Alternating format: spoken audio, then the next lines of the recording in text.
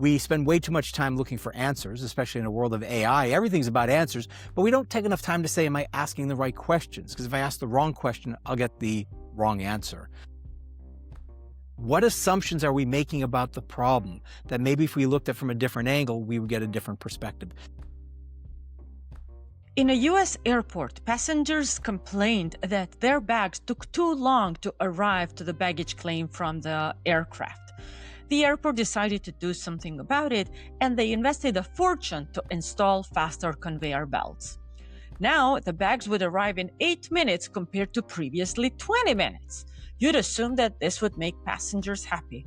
Unfortunately, the passengers remained furious. Why, you might wonder? I did. Well, my guest today will tell us why.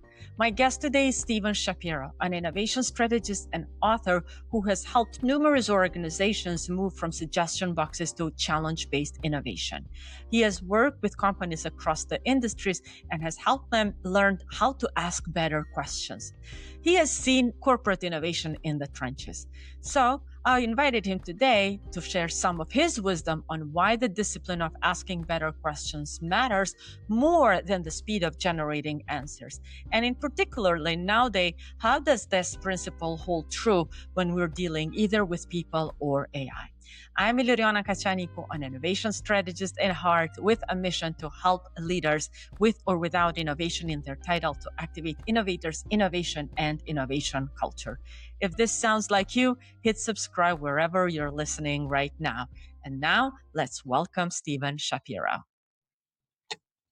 Stephen Shapiro, what a great privilege to speak to you today and to jointly uncover some of the hidden gems of open innovation methods that we both are so passionate about. So as I mentioned earlier, this podcast is about the methods, it's about stories of how we empower people to activate innovators. And as we journey into that conversation, I love starting these by introducing the audience with you, but in the words of you. So how should people know you? How did you journey into the open innovation space? Well, I didn't start off life as an innovation person. I actually started off my professional career as an engineer. I have a degree in industrial engineering with a specialty in manufacturing optimization. And then when I graduated from university, I went to Accenture. And one of the first things that I did while I was there was using my manufacturing optimization techniques to optimize business processes, not just manufacturing processes, but all of them. And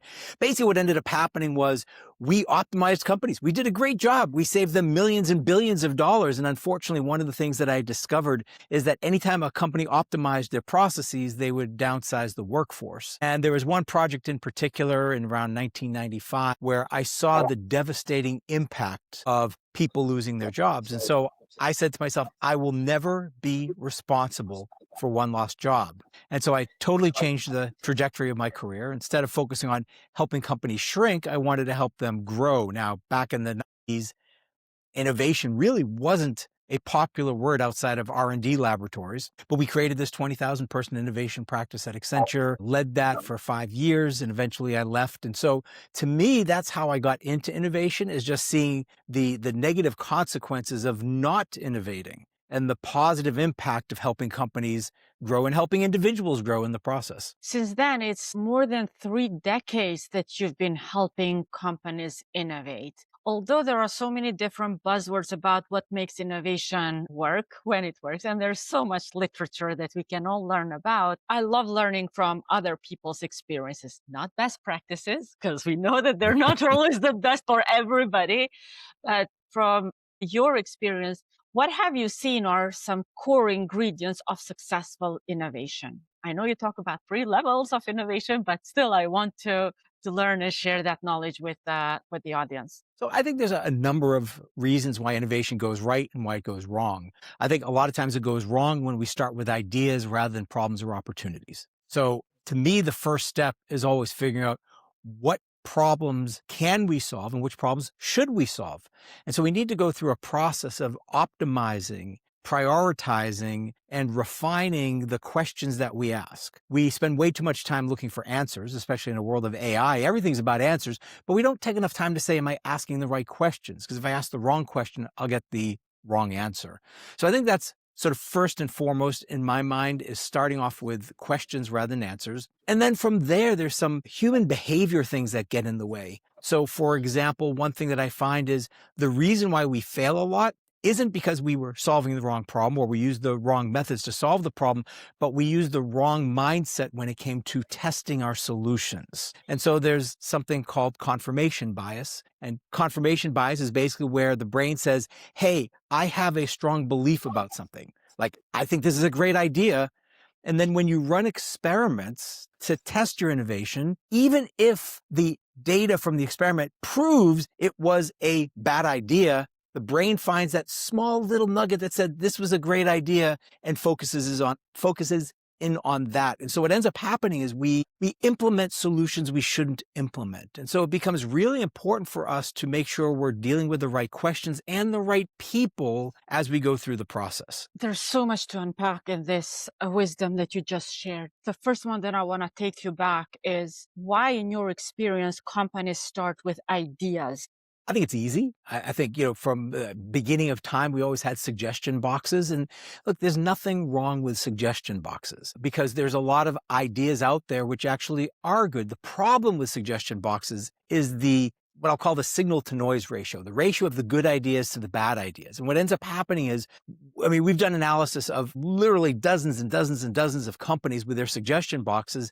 And basically 99% of the ideas that are submitted don't create value or don't create enough value to justify the investment. And the ones that create value don't create a massive amount of investment.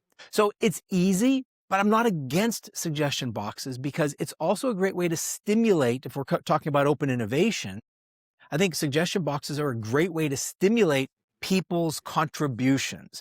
It gets them comfortable with the platform we might be using to capture solutions to our challenges. It gets them comfortable feeling like they actually have a voice. So we need to, in many cases, start off with ideas, but what we also then need to do is transition to a challenge-centered approach, an opportunity-focused approach, where then we say, this is great, we love your ideas, we'll implement as many of them as we can, but now here's 5 pressing opportunities that we have as an organization or an industry that if we could solve these would have an incredible amount of impact, help us solve these. So I think ideas and challenges and opportunities all have their place. It really comes down to timing and the main goal of doing them. I love this, that especially that you came to the challenges, because as you know, I'm a big fan of challenges. For somebody frames them as competitions, somebody frames them as tournaments. It's fine, whichever word you use, just use them because what I love about them is that you center them around a specific question. And this takes me back then to, as a follow-up to what you shared earlier about the problem framing, about the questions that we're asking. How do we overcome the bias to ask the question right and to ask the right question? Because we don't want to inspire people to solve the wrong problem. We don't want to invest resources of any kind to solving something that is not going to create value for anybody. So again, this comes back in some respects to what I talked about earlier with confirmation bias. The same thing happens when we're defining the problem. We, first of all, just choose the first problem that lands in front of us because it's easy. But it's natural as a human being because we've been taught in business, don't bring me problems, bring me solutions. And this is actually terrible advice because we end up with solutions to problems that don't matter. So what I always say is we want better, meatier, juicier, more powerful problems. Maybe they're not even problems, they're opportunities, which again, language becomes really important because if I call them a problem, it's something to fix. If it's an opportunity, it's something to tap into. And so we again have to get very precise with language because the words we use have a big impact on the way the brain processes the information. But again, it takes time and we feel that we don't have time. So when we don't have time, we want to jump to answers and conclusions. But the crazy thing is if we go quickly in the wrong direction, we are actually slowing ourselves down. So sometimes the best thing we can do is just say, okay, before we invest $1, let's just press the pause button. As a team, let's look at this problem and say, what's really going on? Are we looking at this the right way? What assumptions are we making? Do we need to challenge them? Do we need to change the language? Instead of maybe we think we need more customers because we have a sales problem. Maybe it's not about customers. Maybe it's about revenues. Now, they sound the same, but they're not the same. Revenues could be achieved through the same number of customers, but greater revenue from your best customers. So there's a lot of different ways, but it just takes time. And we're always so busy that we think it's bad to invest time. But in fact, investing the time is the fastest way to get better, more valuable solutions. Yeah, especially this investing the time to discovering that real problem, to open up your mind to understanding the problem from different perspectives. In your books, you talk of several different examples that of problem reframed and presented for solution. What is one example that you love talking about that inspires people anytime you share? So my favorite story, I've been telling this thing for so long, and it's funny how I'll meet people and they're like, "You're the baggage claim guy." So I've sort of become this fame around one story. Basically what it is there was an airport here in the US where people were complaining about how long it took for the bags to get to baggage claim. So they did some analysis and found that it took on average 15 to 20 minutes for the bags to get from the plane to the baggage carousel. So they decided to solve the problem. How can we speed up the bags, which is the logical problem to solve? So they spent a ton of money on faster conveyor belts, more baggage handlers, newer technology, and they got it from 15 to 20 minutes down to 8 to 10 minutes. Now, at this point, you'd think that's great. We doubled the speed. People should be happy. But when they asked the passengers, what now is your biggest complaint? They were still complaining about how long it took at baggage claim. So they realized they couldn't speed up the bags anymore. And then they had an epiphany. It took the bags 8 to 10 minutes to get from the plane to the baggage carousel, but it only took the passengers 1 to 3 minutes to get from the plane to the baggage carousel. So instead of speeding up the bags, they slowed down the passengers. They literally reconfigured the airport so that it would take the passengers 8 to 10 minutes to get from the plane to the baggage carousel. They get to the baggage carousel, their bags there, the passengers are happy and the airport's happy because they're walking further and buying more things. So it's just a great, simple example of how we think reducing wait time is the same as speeding up the bags, but they're not the same problem. And then there's so many different ways we can look at this and get totally different answers, totally different perspectives, again, by changing even just one word in the problem statement. But it takes time to stop, reflect, and reframe. I love this example because it's in one of your books and it was so practical. And but it also what you're reminding me here that as humans, yes, we end up in the confirmation bias, but it's so difficult to open up our minds to see the problem from the different perspective. In your practice, what have you seen to be even good methodology or tactics or maybe education or capacity building or any kind of intervention that has opened up the leader's mind to see the problems from different perspective? I hope it's not wasted resources on solving the problem in the wrong way or solving the wrong problem. But what have been maybe 2 or 3 different examples that you continuously advocate for wider adoption and wider practicing? So I think the first thing is just an acknowledgement that whatever problem you're solving is probably the wrong problem. So that's the first step. That's an easy step. And we just need leadership to reinforce that if somebody comes to them for money, instead of looking at a project, let's step back and ask, well, what's the problem we're solving and is it the right problem? So that's the first step. The second step is there are tools out there. So you talked about my books. One of my books, I have lenses. And the purpose of the lens is to say, we're going to look at the problem from a different angle. So like the baggage claim story I just told is an example of the flip lens. Most of the time when we're solving a problem, there are multiple facets to it. If I'm trying to increase profitability, it's not just revenues, but it's also costs. So margins are impacted by that. If I'm looking at my workforce, a lot of companies like, how do we attract more employees? But maybe the better question is, how do we keep the employees we have? And that's the flip lens. It's supply, demand. There's always another facet to the problem, but we don't stop to do it. And so in that book, there's 25 different lenses, of which there's about a half dozen of them that I always use every time. But the lenses are in some respects a crutch. And so what I always encourage people to do is you start off with them, use them, practice them all the time, print them out, use them with your team. But then at some point, step back and say, how would I do this without the lenses? What assumptions are we making about the problem that maybe if we looked at from a different angle, we would get a different perspective? So a lot of this is just practice and leadership being a great role model for implementing this concept inside of organizations. Agreed, agreed. And then as you're talking like this is not something that can be done alone. This is something that needs collaborators. Could be your immediate team, could be the leaders from another business unit, or like business units that are part of that value chain where the challenge or the problem is occurring. But then this also takes me to the topic that we're both passionate about, and that's the people. And you talk in your books about these three levels of innovation, meaning it's not an event, it's not a capability, it's a system. But you get to the system by evolving through these two. And challenge-based innovation, challenge-centered innovation is really a valuable example to activate these innovators. But in your practice, what do you notice to be a holdback? Why leaders don't leverage the power of challenge-centered innovation internally to build these capabilities for continuous innovation? I think there's a few reasons. One is that it requires a workforce that's actually open to some level of ambiguity and questioning. So, our workforces, if you look at how they're designed, we've built a system of order takers. Here's the problem, go solve it. As opposed to saying, we built this environment where the leaders are supposed to be the one with the answers and everyone else sort of follows suit.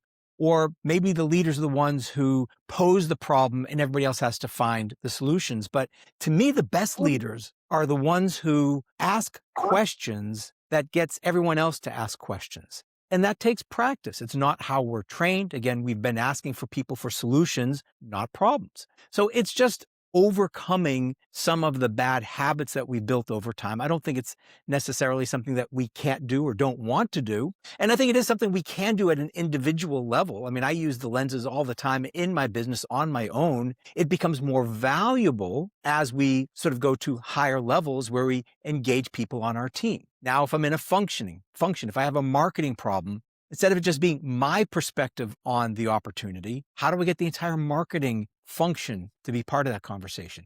Then we can raise it higher.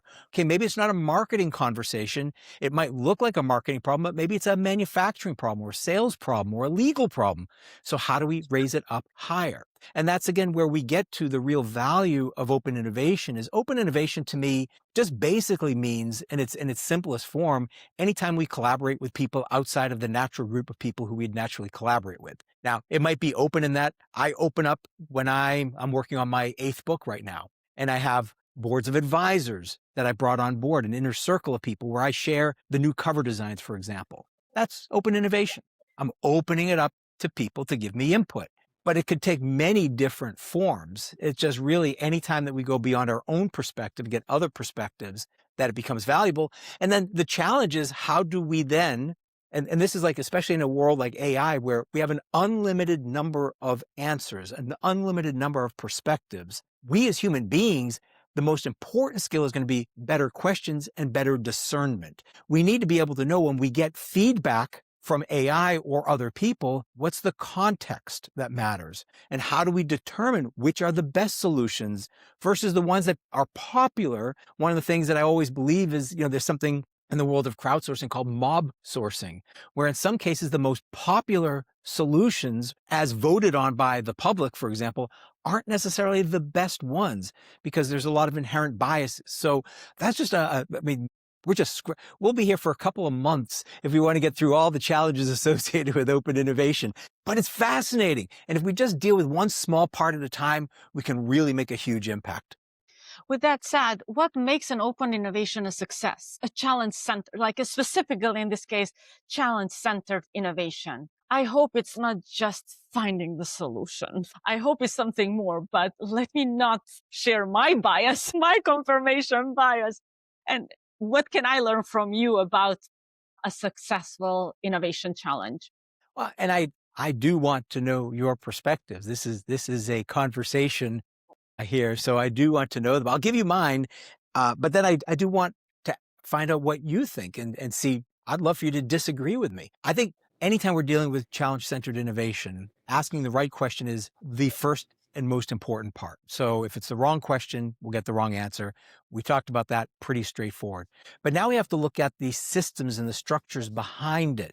Like, how are we incentivizing people to engage in the process? So for example, if I'm using a platform or a technology, to get people to provide answers to a challenge, will people actually participate? Or will they have enough context? We need context in order for the challenges to even make sense. So there's a lot of different things that we need to address. And the biggest breakdown in the process isn't the technology or the platform. Everybody wants to know, what technology platform should I use for open innovation? It doesn't matter. If you have the wrong process, the wrong incentives, the wrong mindset, the wrong leadership, the technology is never going to overcome that. And so how do we make sure that when we're engaging people in the organization, we are doing it in a way that's truly collaborative? And I want to be clear, there are times when competitions are great, and there are times when collaborative efforts are great. And we can dig deeper into that. So it's really matching all of the structures and systems and processes and incentivized structures around the challenge. Whatever kind of challenge you have, there's not a one-size-fits-all solution to how we develop it. Like, it might be a challenge that I, as an individual, can solve. So I can go solve it. Or maybe it's my team can solve it. But maybe if my team can't solve it, we have to go to the organization. Maybe we have to go externally. Or maybe it's a skunkworks team where we lock people in a closet for a month and just say, go figure this out. So it doesn't even necessarily require technology. It's matching the challenge and opportunity to the right method, processes, and systems that will support it. So that's my perspective. I'd love to hear what you think. So what I believe innovation challenges is, first of all, it's an incentive mechanism. That's what it is, because you're triggering something with it. It's not an end in itself. It's a mean to an end. So for me, an innovation challenge starts with a clear goal to solve a particular problem, very clearly defined problem, well understood, one that you dedicate time to understand the in and out so you don't solve the wrong one as one. And then on the other hand, you have as clear objectives to evaluate whether the problem has been solved. So you don't determine the solution, you just determine how you're going to know that the problem has been solved. And sometimes those are much easier to know. So once the challenge is complete, then that's when you have ideally one or maybe two or three top most promising solutions that you're taking down the experimentation pathway, and then understand what project is worth building further, what project is not relevant to build, you kill right away, and you kill even before you head forward, and you invest more. But what I love about innovation challenges is that they're, on top of that, they're a unique mechanism to reveal all different kinds of talents that you have within an organization. So I may have a certain set of skills that the organization has captured from me during the recruitment process, the conventional recruitment process, but then the company has no clue what I'm learning on the side because my curiosities are relevant or are being fed in that manner. Say, call it fashion or graphic design or construction or real estate or something. And when you put a challenge to the employees, that's when you give a chance to everybody to bring the full self to the workplace to solve something that is relevant for the organization. Could be internal improvement, could be something related to the organization's performance in the market. And then that is also done for a real incentive, for a clear incentive, because everybody in the company that decides to participate knows what's in it for them. For some, it can be a cash award. For another, could be a promotion. For another, could be a percentage of revenues from the sales of that. So you gradually feed the talent. So it's not only the innovation talent; these are the future entrepreneurs of the business. Because at the end of the day, that's what purpose of innovation is to help organization grow through either new products, new customers, new markets, or reduced costs. Right? So like it's everything about innovation without using the term innovation. And that's what I love about innovation challenges. And that's why I believe that leaders and organizations are not utilizing them sufficiently for similarly the reasons that you highlighted: shortage of time, the run to answers rather than dedicating time and curiosity to generate the solutions. As you highlight in the book, not all best practices are best for me. They could be best for organization A, B, and C in their setting, But for mine, I have to create my own best practices. So every organization needs to create its own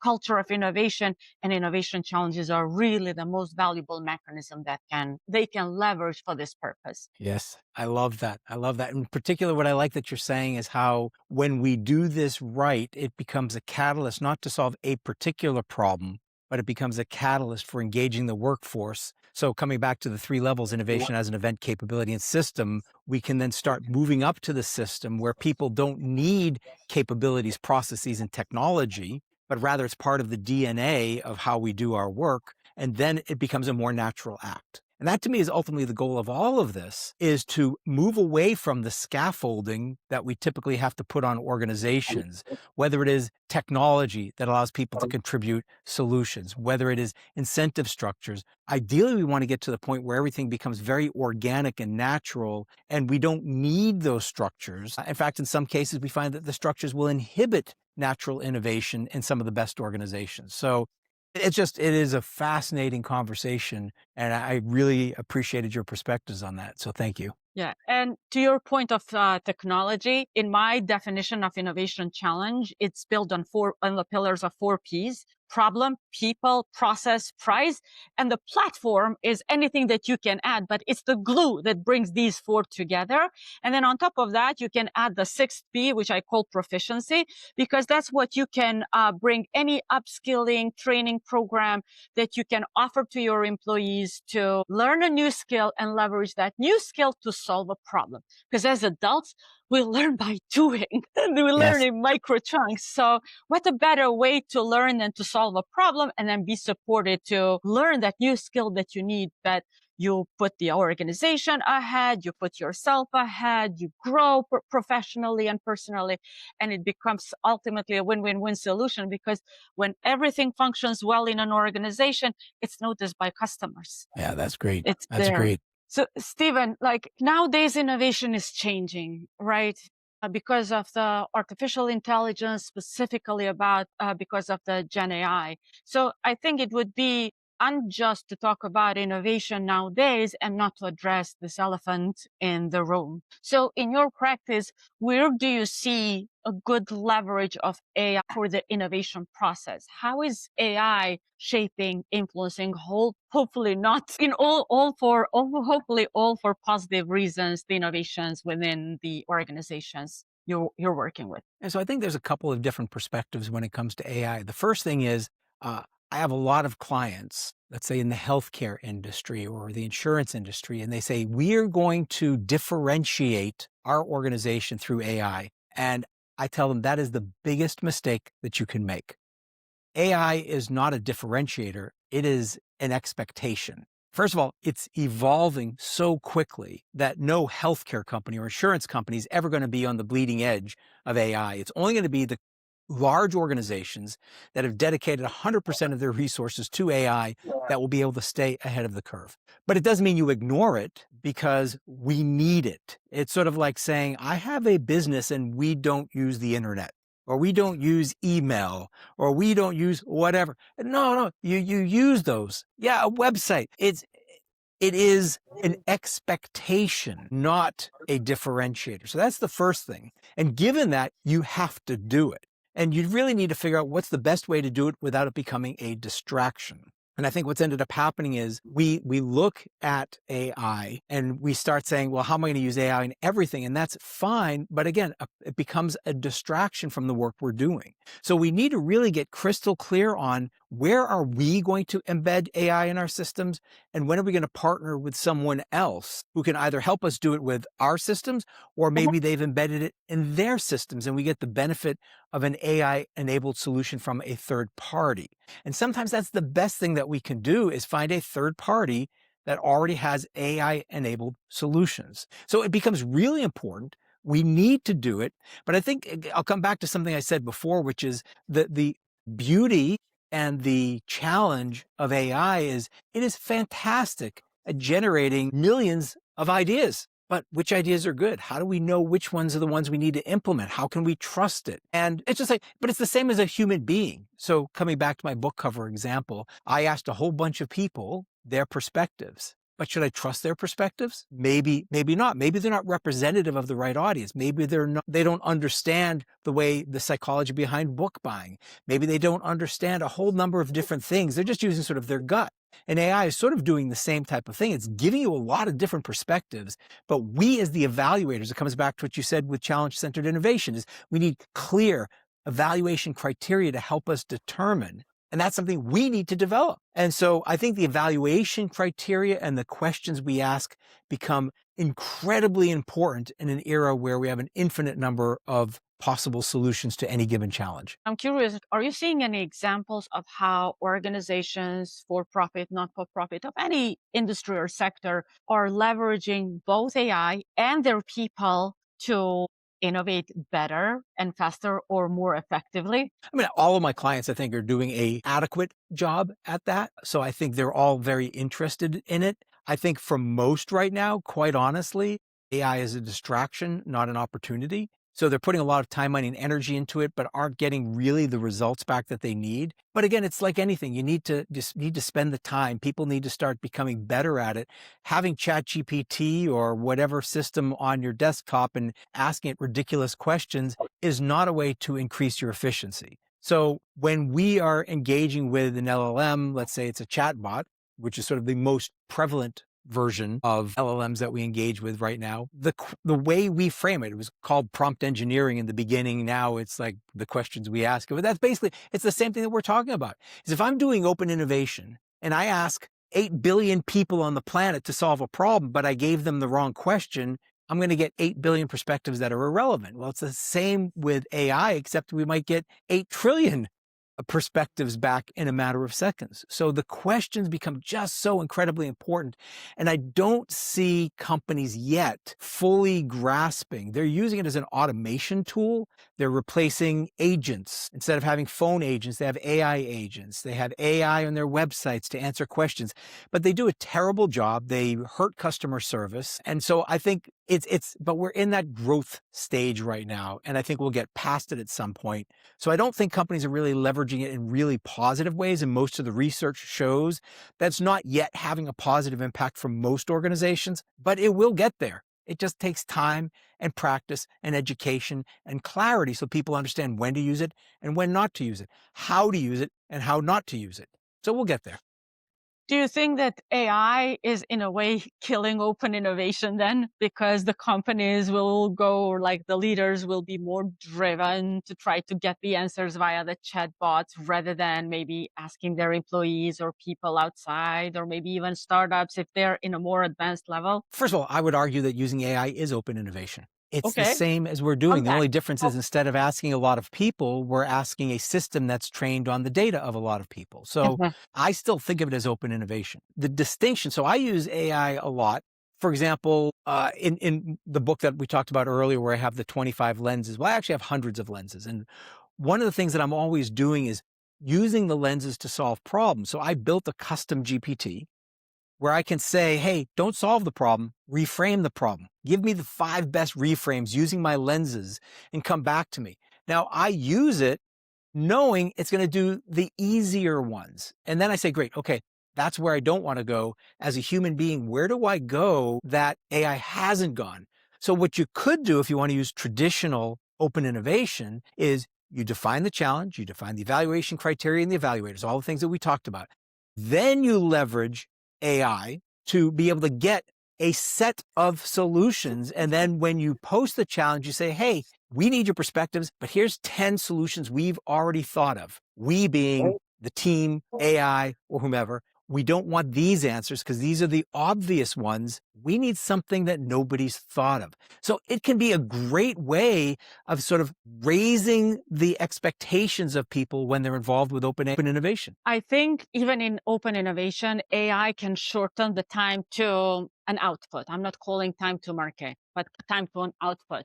And I've used it. I've created GPTs for my students as well, because one of the most time consuming component of an innovation challenge is not running it, but is designing it. And you cannot design without discovering the real problem. So that research can be very information intensive, and then synthesis of, like, say, like tens of interviews and surveys and observation notes from ethnographic observations and the like. Those could be very time consuming to analyze, but then at times, like, you might miss insights that could be relevant for what you're trying to understand. And so having AI tools to help you analyze the information that you have collected, and then having AI to help you make sure that the challenge statement is clear and it's not confusing, is also helpful. And then once you have submissions collected, having AI to do that first analysis of making sure that the solution or that have been submitted, assuming that they're still written language, which is still most of the example, that is screened for relevancy with the problem that's being solved. Because as you mentioned, even in an innovation challenge, there is signal to noise. So you will receive submissions that are not 100% aligned with what you're trying to solve. That's where the AI could be very valuable. But the AI, in my view and in my perspective, cannot substitute the human input, because it's the human intelligence that will be best to make the decision whether to go with a submission or with an idea, whether to evolve that. You can still use AI to help you accelerate the prototype and bring it to market, but not totally eliminate the human input. And then depending on what kind of solutions you're looking for, then you can always ask your employees to develop the digital prototype via a vibe coding, which I have leveraged in one of the challenges of slash hackathons that I participated myself. And so instead of having written text, you can see the visual or digital representation of a solution that employees are suggesting to solve a particular problem. So I think even in the open model, AI could be a valuable tool as long as people don't see it as a substitute, but as a support to leverage intelligence and wisdom of other people and enhance them and empower them to be solvers, so to continuously be solvers in the workplace or ecosystem. So that's Yeah, my a point. 100%. And I think that's, and it's not just in innovation or open innovation. I think it's everything. So if you talk with coders, you talked about vibe coding. If you talk with coders, it is rare that what any AI system will produce is production ready, but it might get 50% of the code right, 60% of the code right. And then you have to ask yourself though, and this is the thing which a lot of people are, not there. There's two different perspectives on is it's better to get the 50% from the AI and just then do the last 50% that we do as a human being. But some people feel that last 50% is actually even greater time because the first 50% was riddled with so many errors. And so maybe it's just a timing thing and things have to get better. But when it comes specifically to OpenAI, I want to come back to two things that we've said multiple times now, which I think reinforces everything you just said, which is we need to have the right question and we need to have the right context. The question is going to be the challenge that we pose to people. The context will be the evaluation criteria. And I think that discernment of knowing which solutions are the best comes from the right evaluation criteria. Now we're getting to the point where we've got agents talking to agents and everybody's talking to each other. But at some point, you get a lot of circular thinking. When AI is talking to itself, at some point, it's just regurgitating all the things from the past. And it's not necessarily bad. Again, it might give you the solutions that exist, and where the human beings can help is the solutions that don't yet exist. It can connect the dots in ways that others haven't. And so I think that's the big opportunity here is we can accelerate the process, as you said, but at the same time, I think that we as human beings can take it to the next level if we allow AI to raise us up rather than look at it as a threat. Yeah. And as you're highlighting this, the example that is coming to my mind is acoustic de-oiling. That's the example that you talk in one of your books. And I love that example because it's a solution that came from a music industry to help potato chips in a company produce potato chips with less oil. I'm really certain that no AI tool could come up with the idea. So put aside my excitement, but would you share with the audience what was that example? Sure. I mean, it's a pretty simple example, and it shows, again, different lenses on how we can solve a problem. And so we don't need necessarily AI. We don't even necessarily even need open innovation, if we use the right lenses, sometimes we will reveal solutions that were invisible to us. So the story is a potato chip manufacturer was trying to find a way of creating a low-fat potato chip. The way they wanted to do it wasn't to bake the potato chips, but was to cook a full, fat, juicy, delicious potato chip and somehow shake the fat off. So the first attempt that they had was a vibrating conveyor belt. And these exist. They put the potato chips on after they're cooked, and the potato chips go down the vibrating conveyor belt, and everything's good. You see the fat falling off. So you're like, this is awesome. We've got low-fat potato chips. The problem was by the time they got to the end of the conveyor belt, they were potato dust. They were Yeah. broken into pieces. They weren't useful. So they decided we need to solve the problem, but they didn't ask the question. And again, this comes back to one of the lenses, which is the analogy lens. And the analogy lens says maybe the best way to find a solution to a problem is to approach it by asking who else has solved a similar problem. And in order to do that, we need to shift the question. So they didn't go out and say, how do we shake the fat off of potato chips? But it's like, how do we vibrate something fragile without it breaking? And the solution becomes really apparent. Like if I do this in a workshop and I say, okay, audience, who vibrates something fragile without it breaking? And people come up with all different answers, all of them good. Now, the solution to this problem, what I love is it wasn't a food manufacturing engineer. It wasn't an engineer. It was a bass player. And the bass player realized that when he played his bass, he could feel the bones in his head vibrate. He could see a glass of water vibrate and not break. And so he went home, cooked up some potato chips, put it on a drying rack, put a loudspeaker over it, changed the frequency and the volume, got the potato chips to dance, the fat fell off, they didn't break, and sound is a way of blasting off of the fat off of potato chips. So it's just a great example of how we could use open innovation, not use AI, but we don't even need open innovation. If we use the right lenses,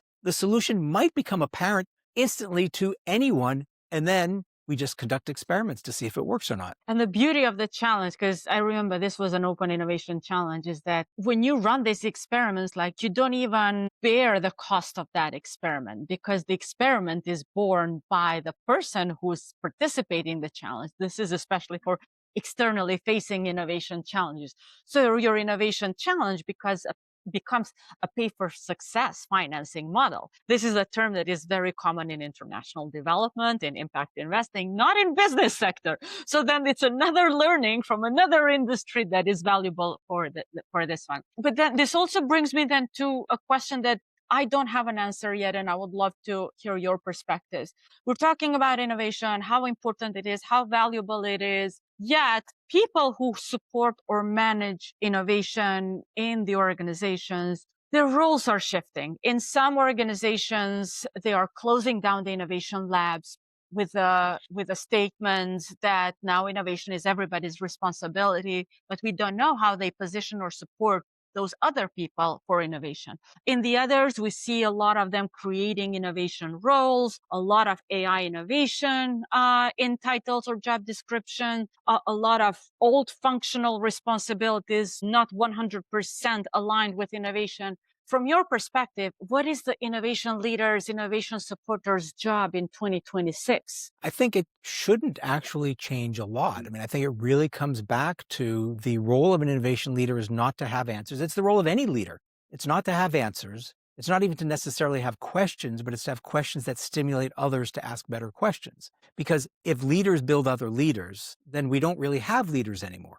And that's ultimately the goal. But we can't just go, as we talked about the three levels, innovation as an event, capability, and system. We can't jump from it's a series of events where random people are doing random innovations to now we've got this great DNA of innovation. We do need to build structures. And so it's going to depend on the company and the context, but I still think we need advocates for innovation. We don't need departments, but we need advocates. And those advocates help build standards, help build capability, help build all the different things that we need to build that muscle so that ultimately it can take on a life of its own. But it doesn't happen. You can't just fire the innovation department and say, innovation's everybody's responsibility, unless everybody already understands what that means. There's a company that I've studied for years. They're a fascinating company. And their whole philosophy is that each person in the organization has some of the best insights.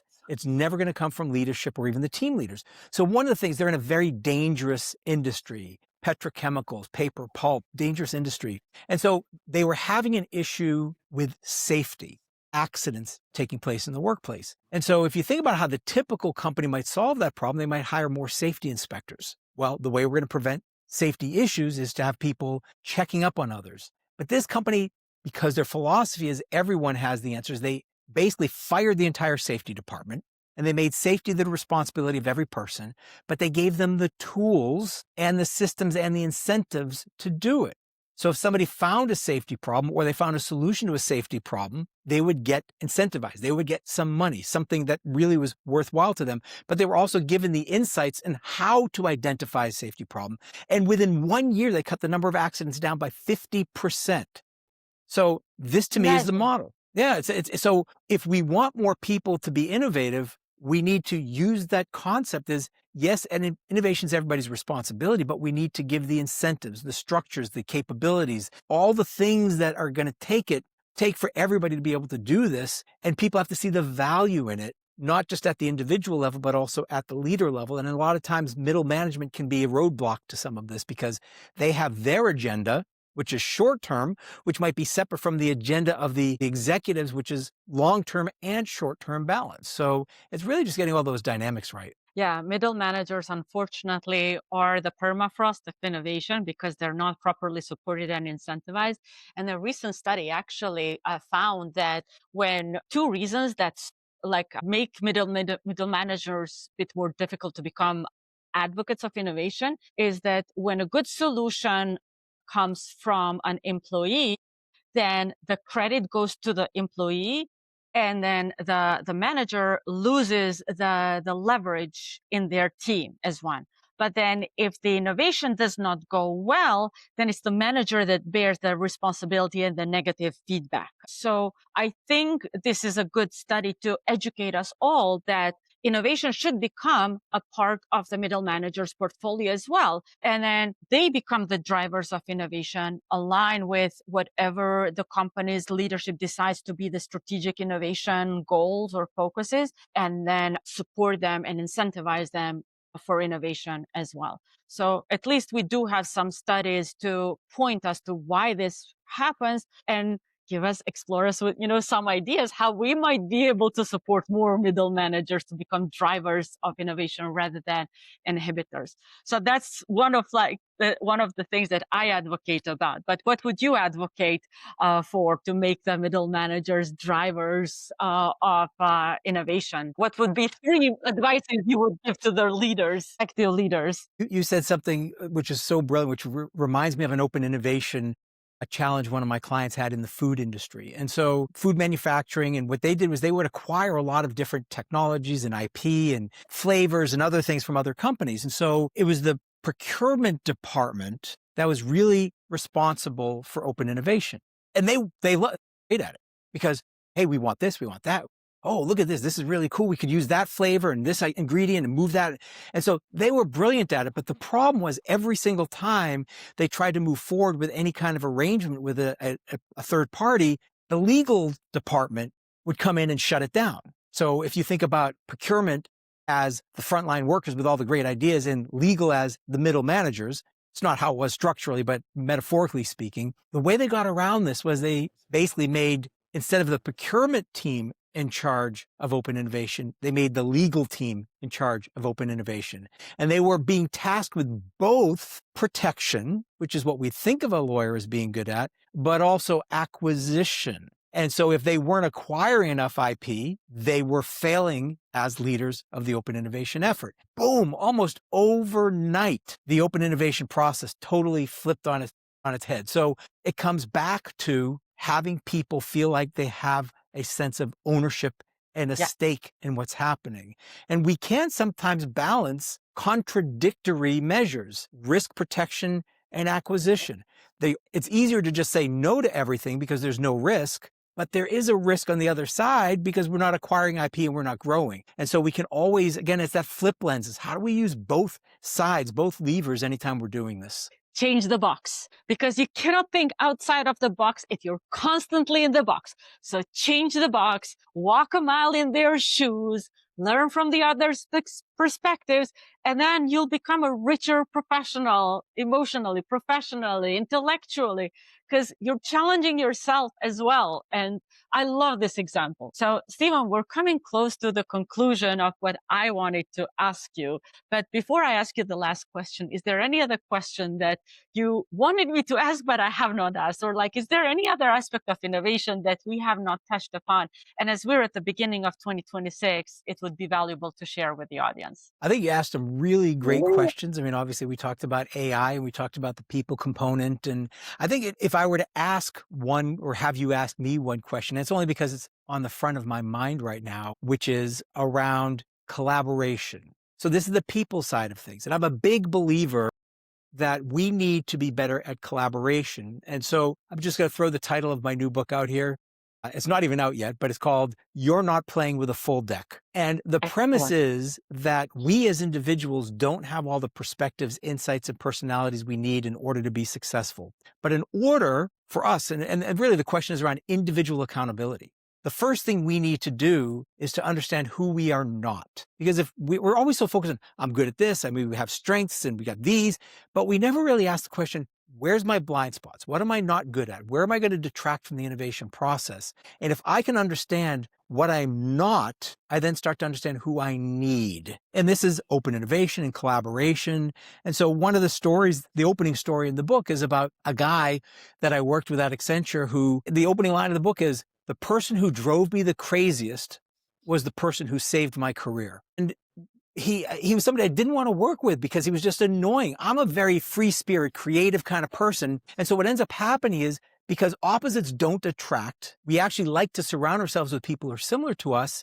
I surrounded myself with these scattered, fun, playful, energetic people. I didn't want the organized, systematic, methodical, where we have deadlines and budgets, but it's what I needed. And so anytime, and this is, I guess, just a message to anybody out there is get clear on who you are not. And sometimes the way to get clear on who you are not is to think about the people who drive you crazy. And if you think about the people who drive you crazy, recognize they might be the ones who actually drive innovation. They're the ones who drive breakthrough results. They're the ones who are going to drive business growth. And so that's something which AI can't do. The human aspect of collaboration, where we can connect the dots between people, ideas, and experiences, is really a truly human thing. And I think as we move forward in the future, this is a hypothesis that people are going to crave physical rather than digital. When everything becomes digitized, when we can get digital solutions, digital answers, we're going to have a greater hunger for things that are physical. Maybe it's board games.